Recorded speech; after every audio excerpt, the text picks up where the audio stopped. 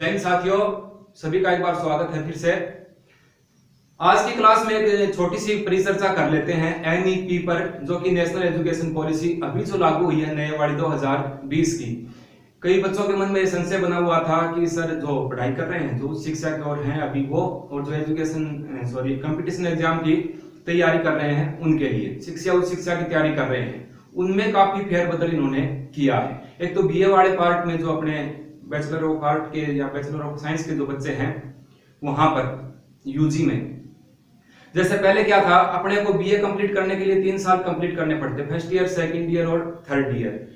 अगर अपनी first year अकेली हो जाती और बाद में अपन नहीं कर पाते तो वो कोई काम की नहीं होती थी।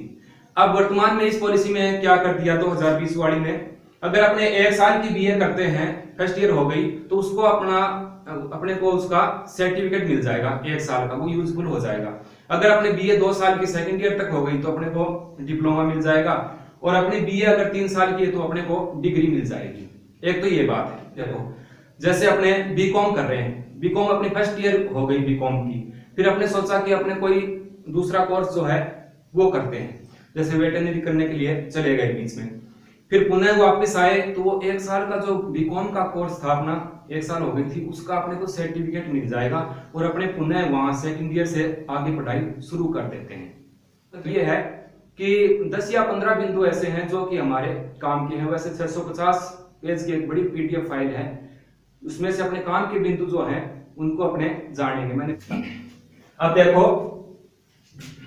अभी जो नई शिक्षा नीति 2020 की घोषणा की गई थी रमेश पोखरियाल के द्वारा, अब ये एनईपी 2020, एनईपी मतलब नेशनल एजुकेशन पॉलिसी 2020, जो कि स्कूल और उच्च शिक्षा में बड़ा बदलाव लेकर के आई है।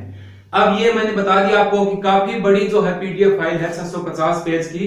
उस पीडीएफ फाइल के जो महत्वपूर्ण बिंदु जो विद्यार्थी तैयारी कर रहे हैं कंपटीशन की उनके लिए, या जो उच्च शिक्षा प्राप्त करना चाहते हैं उनके लिए जो महत्वपूर्ण बिंदु बनते हैं वो कौन कौन से हैं, वो यहाँ एक बार देख लेते हैं। वैसे आपने व्हाट्सएप या फेसबुक पर देख भी लिया होगा, मैं कुछ समझाने का प्रयास भी करूंगा। मैंने पहले इसको लिख के रखा है इसलिए ताकि वीडियो क्लास जो है ज्यादा लंबी न हो। अब नेशनल एजुकेशन पॉलिसी 2020 स्कूल और उच्च शिक्षा में बदलाव के बारे में है, इसे ही एनईपी 2020 अपने कहेंगे। अब देखो, एमएचआरडी की फुल फॉर्म क्या होती है, सभी जानते हो, सूचना एवं प्रसारण मंत्रालय।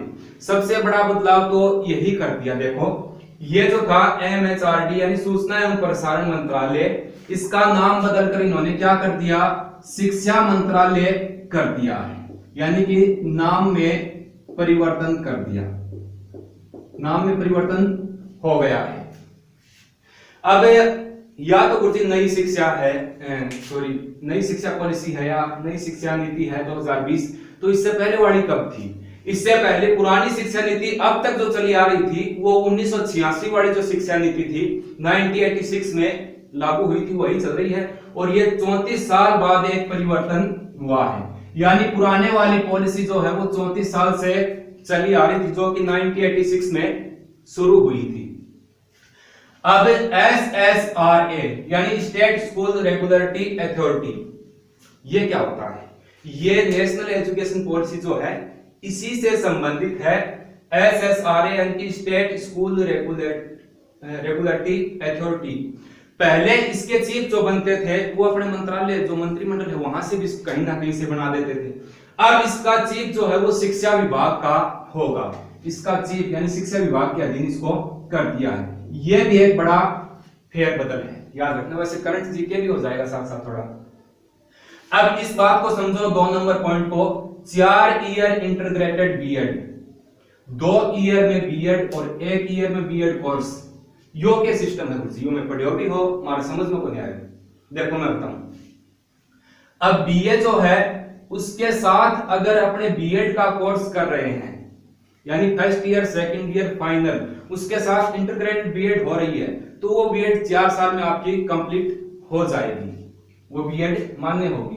बीए के पश्चात अगर आप बीएड कर रहे हो तो 2 ईयर में बीएड कंप्लीट हो जाएगी, समझ गए। उसके पश्चात एमए के पश्चात अगर आपने एमए किया तो आपको 1 ईयर में ही, 1 साल में ही बीएड का कोर्स जो है वो उपलब्ध हो जाएगा।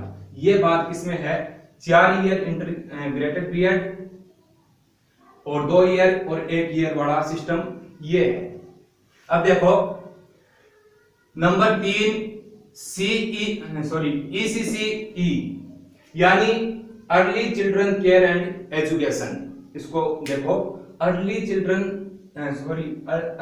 चाइल्डहुड केयर एंड एजुकेशन यानी प्री प्राइमरी शिक्षा आंगनबाड़ी और स्कूलों के माध्यम से शिक्षा दी जाएगी।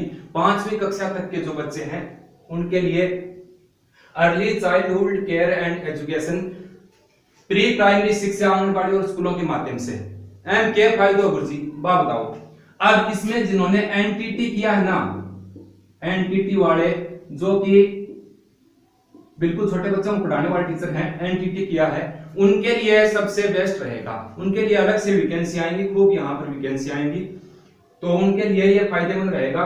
प्री प्राइमरी शिक्षा आंगनबाड़ी स्कूल के माध्यम से ये जो है यानी early childhood care and education, ये वाला पार्ट एनटीटी वालों के लिए लाभदायक साबित होगा। उनके लिए अलग से वैकेंसी आएंगी, क्योंकि इसको शुरू करेंगे तो जाहिर सी बात है पद खाली रहेंगे तो एनटीटी वाले जो हैं वो यहाँ पर भाग्यशाली रहेंगे। सेकेंडरी लेवल से ऊपर टेट लागू होगा, ये पॉइंट भी काफी महत्वपूर्ण है कंपटीशन एग्जाम वाले बच्चों के लिए। सेकेंडरी लेवल अपने पहले प्रथम लेवल 1 से 6 और 6 से 8 तक जो था वो तो था ही टेट लागू, टेट करवा देते थे या रीट वगैरह। अब इन्होंने इस पॉलिसी में नेशनल एजुकेशन पॉलिसी 2020 जो है इसमें इन्होंने कहा है कि उससे ऊपर यानी सेकंड ग्रेड में भी टेट लागू करने की बात कही है और फर्स्ट ग्रेड में भी लागू हुई है। 5 नंबर जो महत्वपूर्ण पॉइंट है वो क्या है, शिक्षक नियुक्ति में डेमो, स्केल टेस्ट और इंटरव्यू जो है वो लागू होगा। अब ये नहीं कि इसी के आधार पर हो जाएगा, भाई डेमो ले लिया, स्केल टेस्ट होगा, इंटरव्यू होगा, इसी के आधार पर। पीछे की प्रक्रिया तो वही रहेगी, फॉर्म भरेगा, फिर एग्जाम होगा, लिखित परीक्षा में जैसे अभी वर्तमान में जो चल रहा है, जैसे अपने बुलाते हैं डॉक्यूमेंट्स वेरिफिकेशन के लिए 2 या 2.5 गुना, उसी हिसाब से बुला करके फिर वहां पर डेमो, स्केल टेस्ट और इंटरव्यू की प्रक्रिया जो है 1.5 गुना वाले अभ्यर्थियों में ली जाएगी। अब एक बात और देखो, स्थानीय भाषा यानी कि शिक्षा का माध्यम होगी। अब इन्होंने इस बात को इस हिसाब से वैसे पूरा विवरण देखने के लिए कहा इंग्लिश भाषा भले ही शामिल करो या मत करो, लेकिन स्थानीय भाषा जो है वो शिक्षा का माध्यम होगी। कौन सी कक्षा तक? 5वीं क्लास तक, 5वीं कक्षा तक स्थानीय भाषा जो है वो शिक्षा का माध्यम रहेगी।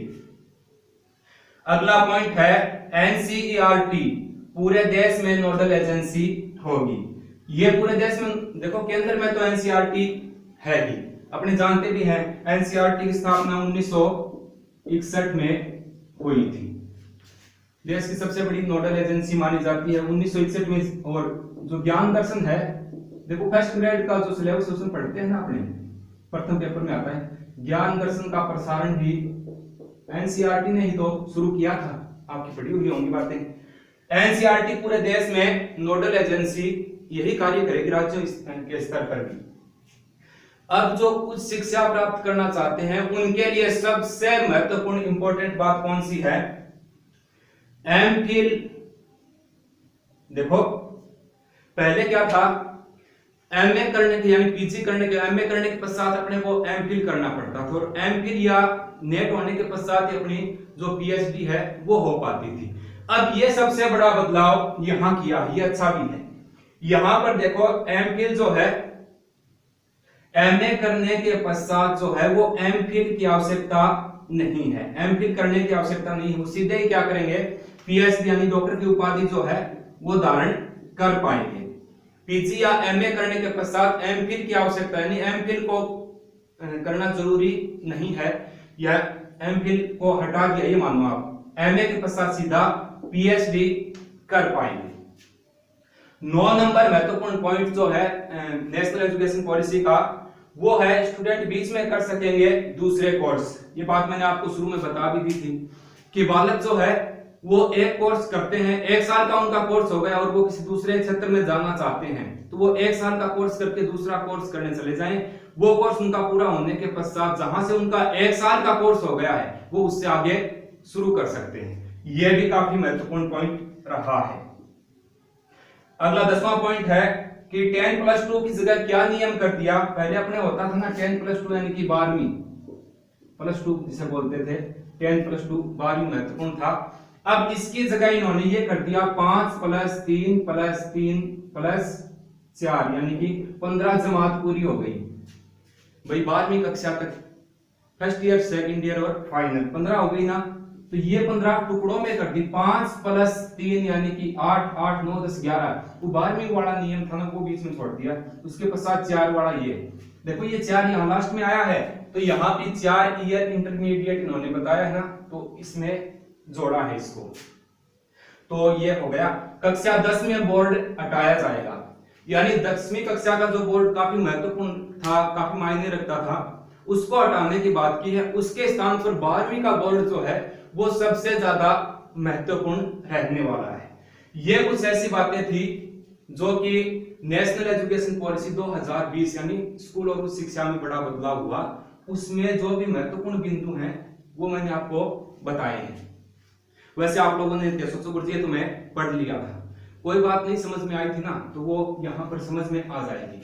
इसका ध्यान रखना, 4 ईयर इंटरग्रेडेड बीएड है, फिर 2 ईयर की और फिर 1 ईयर की, यानी एमए जो कर लेगा उसको 1 साल की ही बीएड करनी पड़ेगी। समझ गए? जो बच्चा बीए शुरू से कर रहा है फर्स्ट ईयर से, उसके साथ ही बीएड होती चली जाएगी और फिर 4 साल में जो है बीएड उसकी कंप्लीट हो जाएगी। और जिसने बीएड कर रखी उसके पश्चात जो करेगा तो उसको 2 साल में बीएड कंप्लीट हो जाएगी। और महत्वपूर्ण बात वही है, एक तो एमफिल वाली कि एमए के पश्चात एमफिल करने की आवश्यकता नहीं है, सीधे ही पीएचडी की डिग्री जो है वो हासिल हो जाएगी। तो ये कुछ महत्वपूर्ण बिंदु थे जिनको मैंने आपको बताने का प्रयास किया है। आगे क्लास अपने मनोविज्ञान की रहेगी, अधिगम वाले पार्ट में, वहां से शुरू करेंगे। ये छोटी सी एक सूचना थी, बच्चों की मांग थी सर कुछ पॉइंट हैं जो महत्वपूर्ण हमको बताओ, तो ये महत्वपूर्ण बिंदु मैंने आपके सामने रखे हैं।